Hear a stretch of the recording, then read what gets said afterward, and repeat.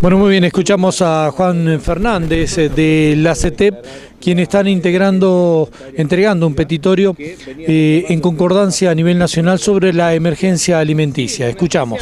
Alimentaria a nivel nacional y en la localidad, aunque la niegue el poder político porque le duele, es una realidad. Estamos en una emergencia alimentaria. Lo que nosotros venimos a proponer en el día de la fecha, también en el marco de la sesión extraordinaria que se prevé en el Congreso de la Nación para el tratamiento de la ley de emergencia alimentaria, es justamente, en todo caso, si fracasó el tratamiento de esta ordenanza para la emergencia alimentaria en su momento, ver de qué manera generamos acuerdos, consensos entre las organizaciones, las iglesias, las comisiones vecinales de nuestro pueblo que están atendiendo esta situación de emergencia en los barrios, justamente para construir un proyecto de ordenanza que sea superador en todo caso a lo que se rechazó y que el municipio del Bolsón tenga una herramienta jurídica aplicable en la localidad que vaya en el mismo sentido de lo que va a terminar siendo una ley de emergencia alimentaria.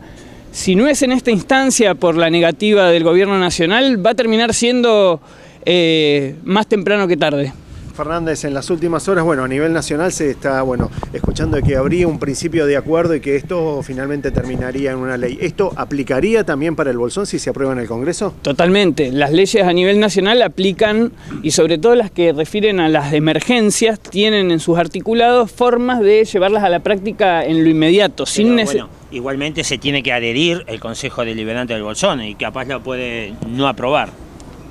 No siempre es así, Darío. No necesariamente a las leyes a nivel nacional hay leyes a nivel nacional que rigen aunque los municipios no adhieran, digamos.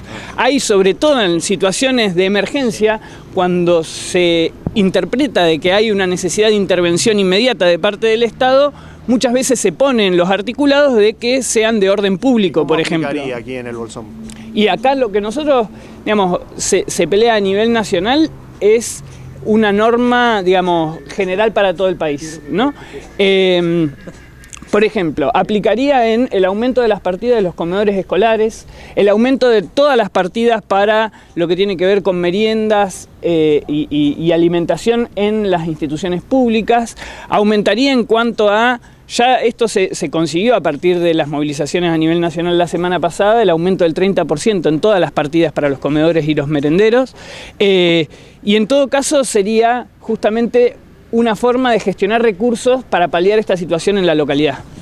Juan, hay gente que dice que esto es una cuestión netamente política y electoral, pero ustedes que están en terreno, que sostienen desde la CETEP 7 comedores barriales, ¿cuál es la realidad social que están viendo, sobre todo en los barrios del Bolsón? Mira, Fernando, nosotros particularmente el Movimiento de Trabajadores Excluidos dentro de la CETEP es una organización que está lejos de la partidocracia o de los intereses partidocráticos en ese sentido. Y nosotros ustedes lo saben mejor que nosotros, hace más o menos 3 años venimos planteando esta situación, no a partir de una coyuntura electoral, y pasaron distintas elecciones y esta situación se sigue perpetuando. Sí, es una cuestión política, lógicamente, porque las decisiones de la política económica a nivel nacional son las que generan estas situaciones, pero no nos pueden echar la culpa a las organizaciones o a los vecinos de los barrios, los más pobres, de que haya una limitación en cuanto a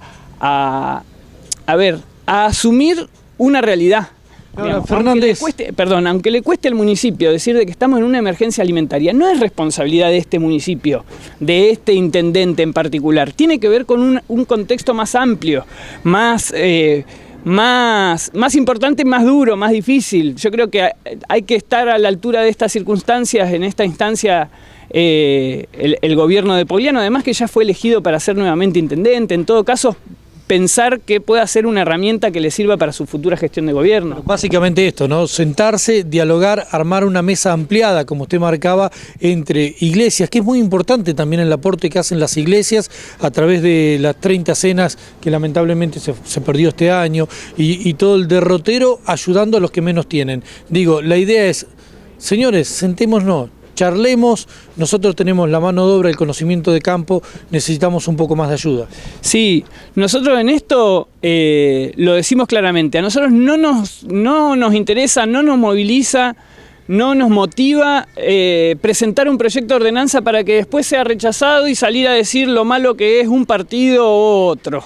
A nosotros lo que nos interesa es sentar a todas las partes, y eso es lo que le pedimos al Consejo Deliberante, que convoque, que se haga cargo en ese sentido, sentar a todas las partes y construir un proyecto de ordenanza que sea aplicable, que se vote a favor, que se aplique la norma, digamos, no para después decir qué mala que es esta concejal o este otro, ¿no? Con la presentación de esta nota, bueno, ¿estiman un tiempo en cuándo podría llegar a realizarse esta reunión? Lógicamente, aunque nos duela en esto, hay especulaciones y seguramente se va a especular con que se apruebe la ley a nivel nacional para luego convocar acá a las organizaciones, y en todo caso esperaremos esos tiempos. Juan, lamentablemente detrás de todo esto hay gente que necesita, gente que no tiene trabajo. ¿Ustedes tienen una estimación de la desocupación real a la salida del invierno que tiene hoy el Bolsón? Te recuerdo simplemente acá en El Hoyo, por ejemplo, todos reconocen que el principal pedido es el trabajo, que hay un 50% de desocupación, pero no hay una estadística concreta de qué está pasando, sobre todo en los barrios aquí en Bolsón. Sí, nosotros, Fernando, no tenemos una estadística propia, no hemos hecho una cuestión sistematizada de la información. Lo que sí tenemos es un termómetro de lo que nos muestra la sensibilidad que tienen las compañeras, sobre todo en los barrios, y no es ningún descubrimiento decir de que la temporada del verano fue tan mala que hace que nuestras compañeras y nuestros compañeros no hayan podido ni siquiera garantizarse cuestiones elementales de alimentación que todas las familias hacemos, ¿no? Antes del invierno por ahí acumulamos un poco de alimentos pensando en el invierno. Esto no pudo ser así, y nosotros el año pasado, con decirte en el invierno pasado, se sostenían solamente un comedor fijo, y después los rurales, que eran a partir del receso de las escuelas. Bueno, el municipio reconoce que son 40 que ayudó invierno, ¿no? Hoy, este invierno nosotros sostuvimos 4 comedores, de 1 pasamos a 4 comedores, digamos, y no es lo que a nosotros nos agrada, no es la actividad que más nos gusta realizar. Lo ideal sería que cada chico coma en su casa con su familia. Pero bueno, en este contexto, recién hablábamos con con Panadería Vladimir, y nos marcaba esto. La semana pasada hubo 3 aumentos en una semana en el valor de la harina. Y el pequeño comerciante hace el esfuerzo para mantener el precio, pero en algún momento va a subir, sobre todo cuando se habla de que están dolarizando ya en las grandes empresas el valor de la harina, llegan las facturas en dólares. Esto replica directamente en el bolsillo de los que menos tienen. Totalmente.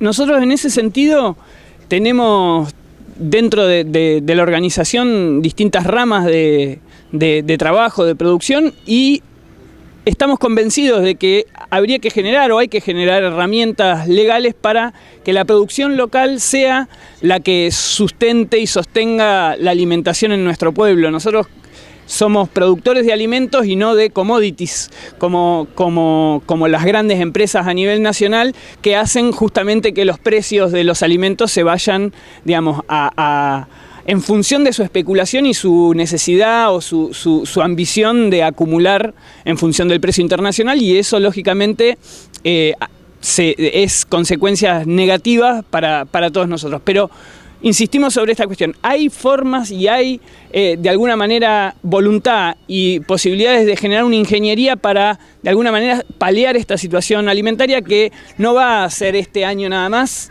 Probablemente, ojalá, un poco la cosa empieza a mejorar, pero vamos a vivir los futuros 2 años con mucha dificultad en este sentido. Como dice Bonancea, hablando la gente se entiende. Sí, hablando se entiende, y nosotros no solamente hablamos, sino que de acá nos vamos a donde laburamos, y estamos siempre a disposición de construir estas cuestiones.